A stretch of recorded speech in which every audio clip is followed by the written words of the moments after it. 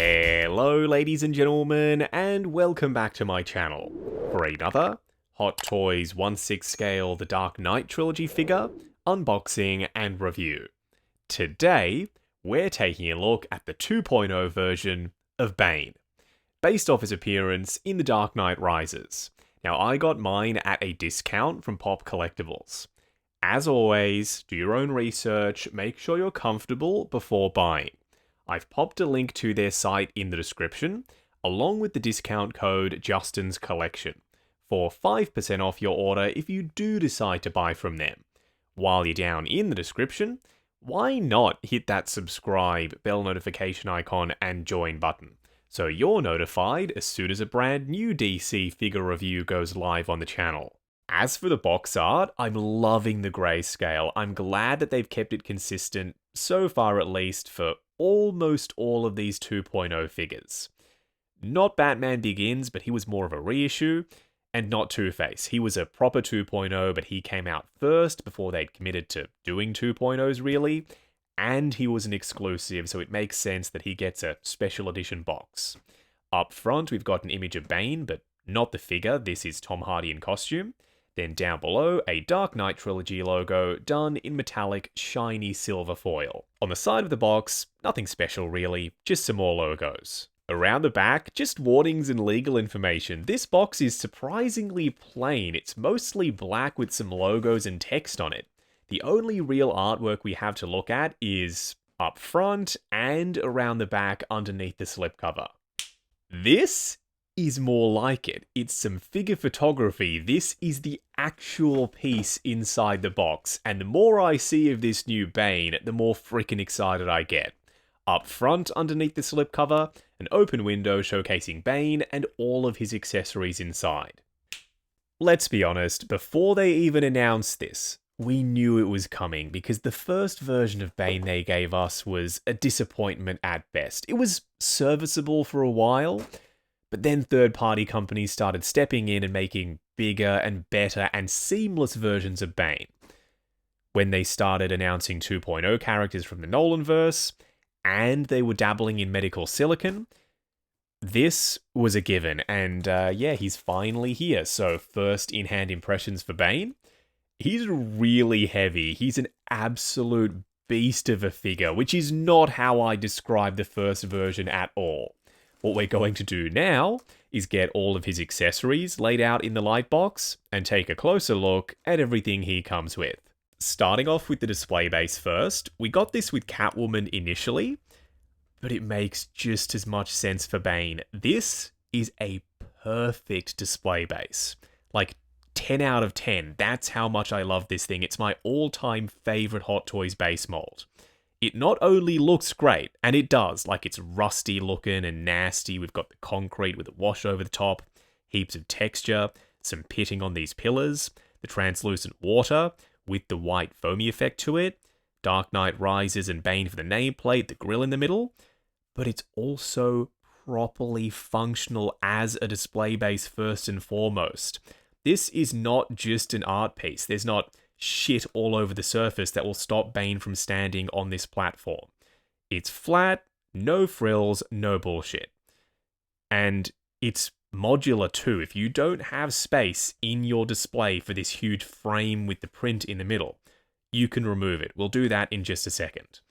This is printed on cardboard, but there's a gloss to the bars to give it the illusion of depth. Then the frame is sculpted plastic. It's nice and thick and sturdy.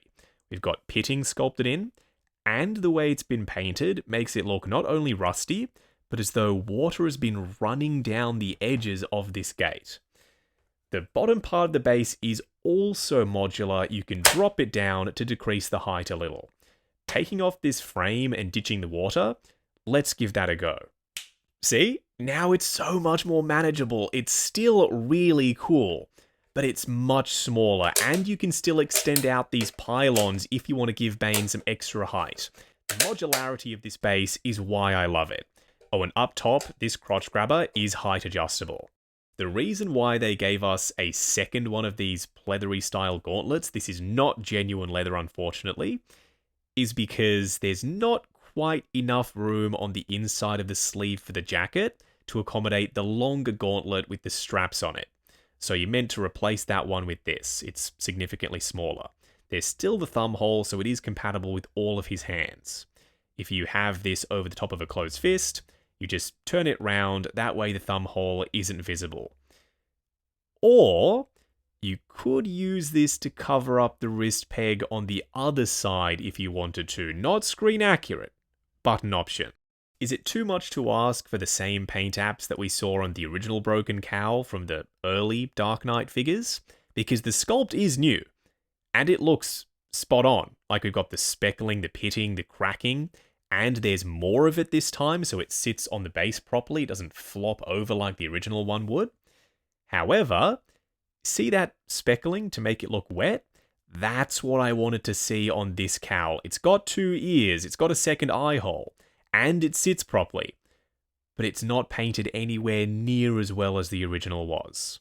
Not really accessories, more so part of his look. We'll try out both of these on him a little bit later. We've got his 4-pocket layout military-style jacket with real metal hardware for the belt buckle, the eyelets, and the faux buttons. This is not made of pleather. This is some kind of wax nylon. The same thing can be said for his other jacket, not pleather, which is a good thing because the original Bane did have a pleather coat, and a lot of people suffered from cracking and flaking. In fact, my 1.0 Bane's coat is cracking currently. There's weathering on it, this woolen stuff on the inside, some satin around the back, and it's fully wired around the edges. Their hands are getting more and more detailed. Not just vein work and skin texture, but I'm talking cuticles. That's how far they're taking the detail. The first set that we have to look at are these sort of gesturing, fingers curled in, open palm hands. 2 closed fists. They're not the exact same sculpt from one side to the other, and the green shading and the rosiness to the knuckles, chef's kiss. 2 gripping hands. The fingers are pliable enough so that getting him to hold onto the cowl or the straps on his vest shouldn't be a massive issue. Then 2 open palm hands already installed on him right out of the box. What we're going to do now is get Bane himself out here. Standing straight up and down in the light box, no crazy poses or accessories or anything like that. This is a turning point for them. I'm at a loss for words. This is one of the best figures I've ever seen from any company. Ever. It's almost entirely seamless. The detail on the silicone is mind-blowingly good. You'll see what I mean. The outfit is perfectly tailored. The head sculpt is brand new and it's dope. It's also got moving eyes. That's a win. We get multiple different outfit options. But none of that really factors in as much as the proportions and the presence do for me. I can take or leave an elaborate diorama display base. If a figure doesn't have the 2 Ps, presence and proportions, then it's an immediate fail. This figure has both of them in spades. Presence because he's this big hulking monster of a thing, and proportions because he looks spot on to Tom Hardy as Bane in the movie. They didn't over-embellish too much. He wasn't like a roided rage monster. He was still believable, and this is that to a T in 1/6 scale. Up close and personal, kicking things off with Bane's head sculpt. I know what you're thinking. It's not that hard to do a Bane sculpt. As long as the mask looks good, you're set, right?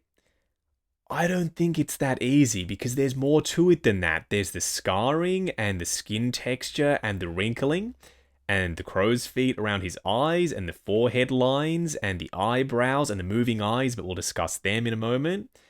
Plus the skin that looks like it's being compressed by the tight mask on his head. You can see that, yeah? How it comes across as though the skin is bulging out of these ports. That's some next level sculpt work. This is hands down the best Bane head sculpt that I've ever seen.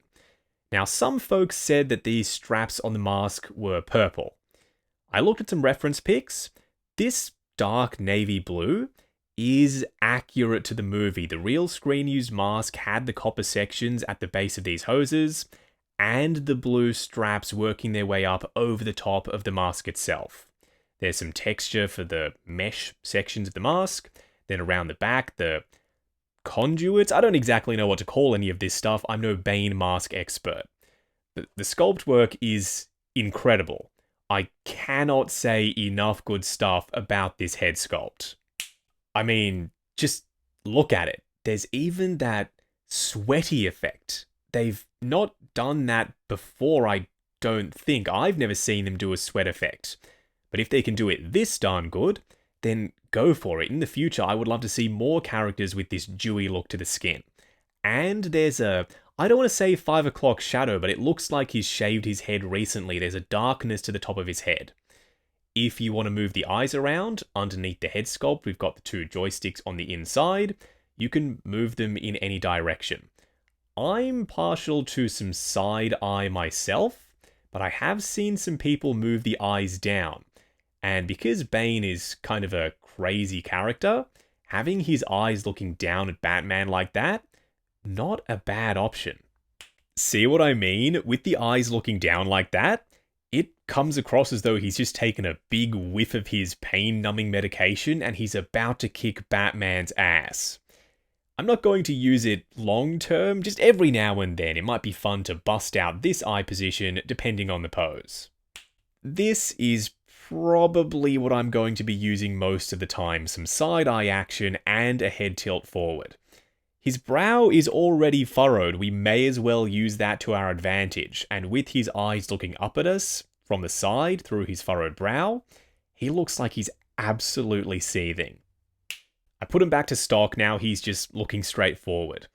The gloss on those eyes and that bit of skin poking through that section of the mask looking like it's being compressed. It just catches my eye as I'm turning the head sculpt around. Anyway, I'm sorry, we'll get back to the figure.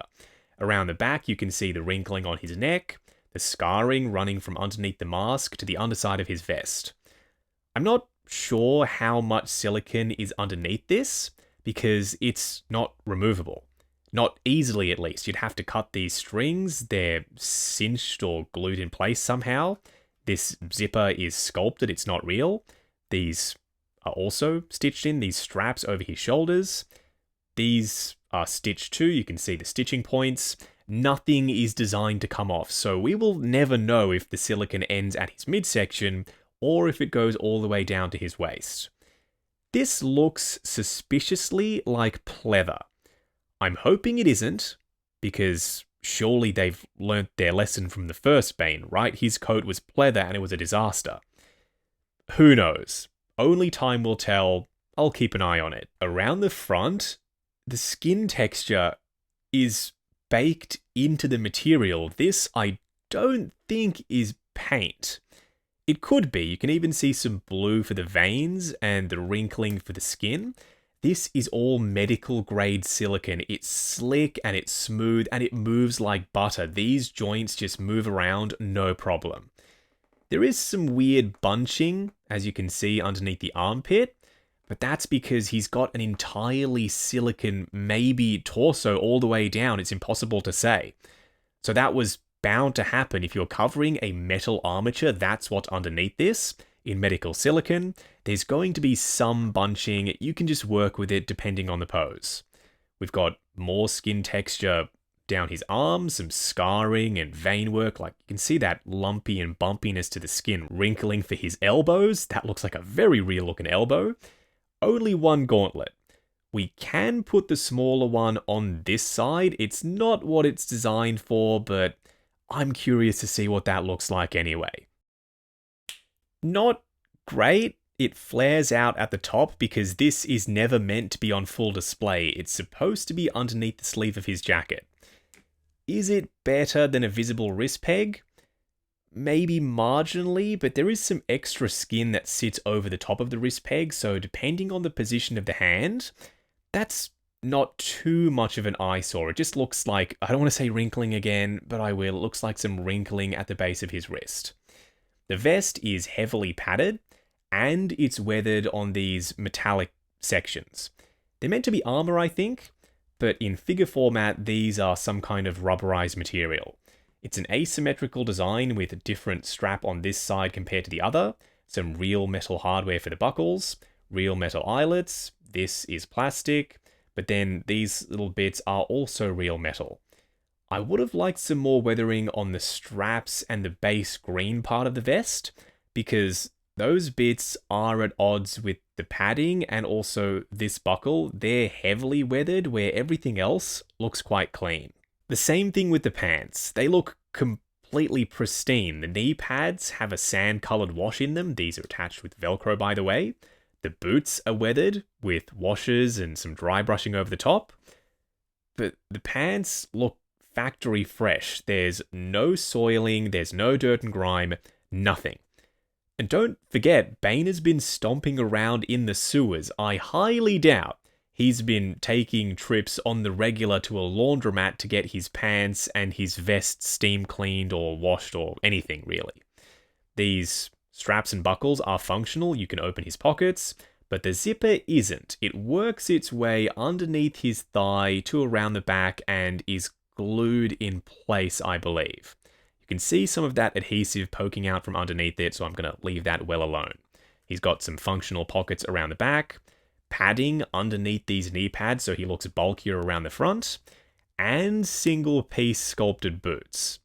I was worried about articulation, but they've used that softer rubbery material for them, so we do get some movement out of the ankles, even though there's no split-cut design.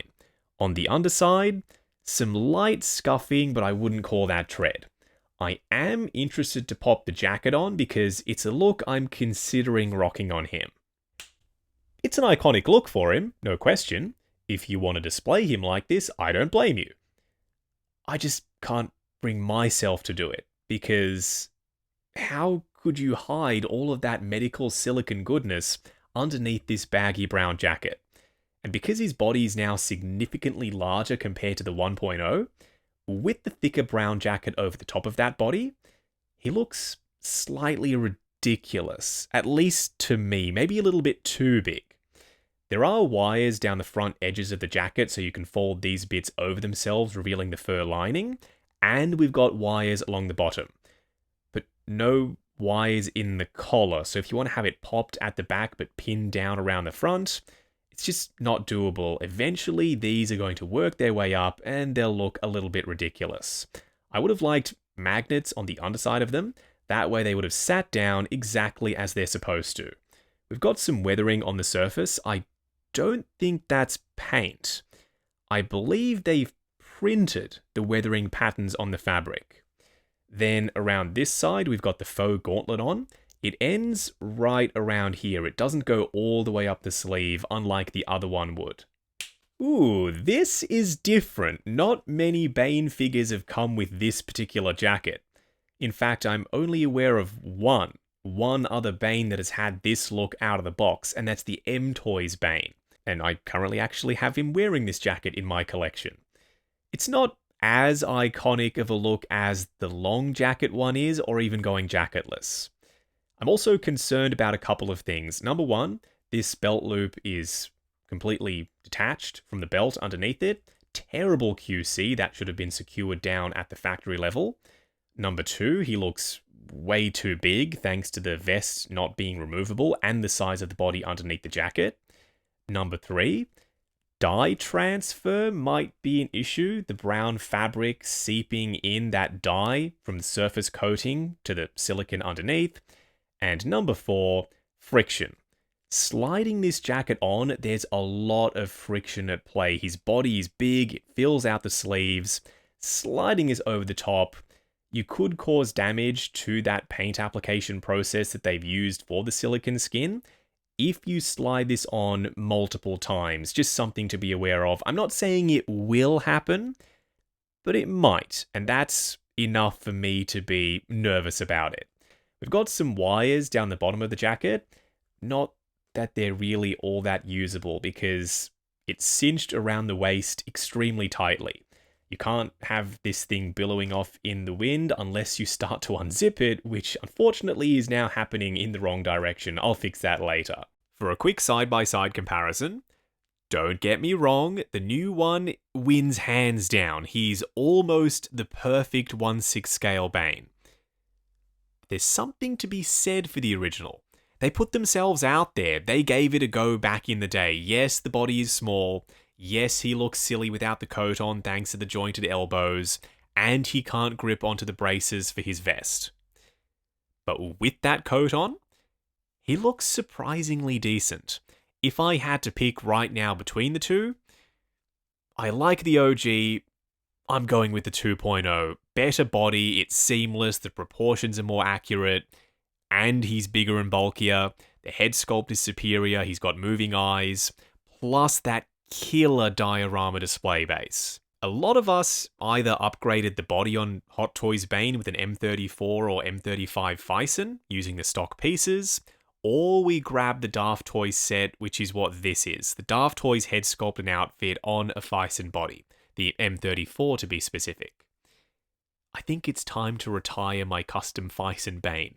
Next to the new Hot Toys one, the Hot Toys seamless body makes the M34 look small, and that's impressive because the M34 isn't a small seamless body. In and of itself, it's massive. Whoa, hang on a minute. This is M Toys Bane. They gave us a custom body for their release. He's taller than the Hot Toys one is, and his head sculpt is bigger. This one is safe from the new Bane. I'm going to keep both in my collection. I like the long sleeve shirt look, and something about that head sculpt still works for me. And finally, DX19 Batman. The new Batman figures haven't released yet. When they do, we'll redo this comparison. In real life, Tom Hardy isn't the tallest dude in the world, so this scaling looks about right to me. When my Batman is wearing a custom cape, and the custom thicker neck, plus custom head sculpt by OT Customs. Going over articulation, starting off with Bane's head sculpt. It's on a double ball peg. One end of it is underneath the silicone body, and the other is plugged into the base of the head sculpt. Looking forward to there, looking up to there, heaps of range of motion, and it doesn't spring back down, it holds position. Swivel, and tons of pivot side to side. His arms will go up to there. Once again, plenty of range, although it looks kind of bulgy underneath his armpit there, you'll have to adjust it. Going forward and back, there's a butterfly joint at the shoulder that hinges up and down. There's a swivel at the bicep. The silicone skin likes to move around on you, so bend the elbow first. It's a double bend going way past 90. Then you can use that as leverage to move the bicep swivel. For the wrist peg, it's a ratcheted hinge and swivel.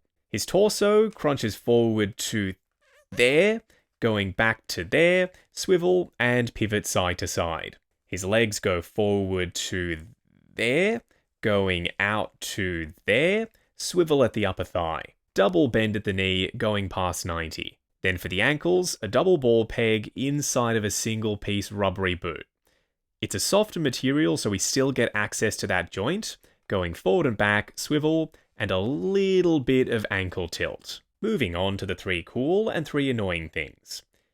It's a minor one, but the first annoying thing is I prefer the sculpt of the new cowl, but the paint applications on the original with this rain splatter effect on the surface was so much better. The second annoying thing is I'm not sure if there's an entirely seamless body all the way down to his waist underneath this vest. There's no way of knowing unless you cut this off him, because these straps are glued in place. This is a faux zipper, you can't undo it. It's all stitched on the body, you can't actually remove it. And because of that, now we'll never know if it's entirely seamless. Also, another issue with this being fixed is you can't pop a long sleeve brown/black shirt on him to recreate the opening scene from The Dark Knight Rises. That's something that came with the original, but not with this new one. The third annoying thing, I don't know if there was any way around this. Maybe if they did articulated fingers underneath medical silicone, but that's a risk too, that could crack over time. The wrist peg. This is the only visible joint on the entire thing. They tried to hide it by having some excess skin sit over the top of the hand, but no matter what you do, that gap or that bit of flesh sitting over the top of the hand is always going to be an eyesore. The first cool thing is this is easily without even breaking a sweat, the best 1/6 scale seamless body I've ever seen. It feels great, and it's made of medical silicone. For those of you who don't know what that is, let me enlighten you. In the real world, they use medical silicone for actual people prosthetics, so it has to be durable, and it has to be paintable. That's how they can get this much skin texture on the surface. Then just the sculpt itself with the wrinkling and the scarring and the vein work and how soft and smooth it is when you move the arms around, it's incredible. Going forward, if they're doing seamless, and I hope they do more of it because this just shows how good they are at doing it, medical silicone, 100% the way to go. For those curious if this can be left in a dynamic pose for a long period of time, maybe. They haven't been using medical silicone long enough yet for us to know that for certain. At least when you do bend it, it creases and wrinkles naturally, almost like real human skin would. The second cool thing isn't just the head sculpt. That's part of it because it's gorgeous all the way around. The detail, the sculpt work, the paint applications, impeccable. It's also the moving eyes. I've been waiting for a Bane head sculpt with moving eyes forever. He's a character that needs to use his eyes to express himself because his face is mostly covered by a mask. How else is he going to express himself? Now, thanks to the moving eyes, we can move them around, use that to our advantage, and help sell dynamic poses. That eye position in particular, I think I might be using. The third cool thing is no pleather for the jackets. Thank goodness. They've learnt their lesson from the 1.0 Bane, and they ditched the pleather in favor of nylon for the other jacket, and a velvety style material for this one. Very quickly, before we move on, this is what Bane looks like standing on the diorama display base in front of the backdrop. It looks good. I just wish the backdrop was slightly bigger because as you can see, with Bane being as tall as he is, he's almost taller than the backdrop itself. Wrapping up on maybe the best Hot Toys figure that I've seen ever. And that's saying something because he doesn't even have a full head sculpt. He's covered by a freaking mask, for crying out loud. This is so much innovation in one piece that it's blowing my mind how good this is. Almost fully seamless, that one freaking wrist peg, and that's thanks to the design of Bane. They couldn't do anything about it. If you wanted wrist articulation, he had to have that cut at the left wrist, and he does. They tried to hide it. It's not a perfect solution. That's the only complaint I have on this entire thing. Well, that's a lie. I also wish the vest could come off and we could expose all of the silicone goodness underneath it. I'm sure someone is going to cut off the vest and give it a go. I considered it, but I'm not that brave. I decided not to do it in the end. I'm going to keep this short and sweet. I won't beat around the bush. The diorama display base, huge tick. 2 coats, neither of which are pleather. Another tick. Seamless body, once again. Head sculpt, moving eyes, killer proportions. This figure is a must. If you're a Bane fan, if you're a fan of the Nolanverse, Dark Knight Rises, or all of the above, what the heck are you doing? Go ahead and get this. The one thing that you have to watch out for is the silicone. Medical silicone is durable. That's one of the benefits of using this stuff. But how durable is the question? That's not like a yes or no. Is it durable or not? That's a sliding scale. Is it going to be invincible? I don't think so. It's probably going to cop a decent beating before it cracks or splits. Just be careful with it. Pose it within reason and you should be perfectly fine. Now, I got mine at a discount from Pop Collectibles. As always, do your own research, make sure you're comfortable before buying. I've popped a link to their site in the description, along with the discount code Justin's Collection, for 5% off your order if you do decide to buy from them. While you're down there, why not hit that subscribe, bell notification icon, and join button, if you like the sound of seeing your name in the end credits of my reviews. Like, comment, and subscribe. We'll catch you in the next video.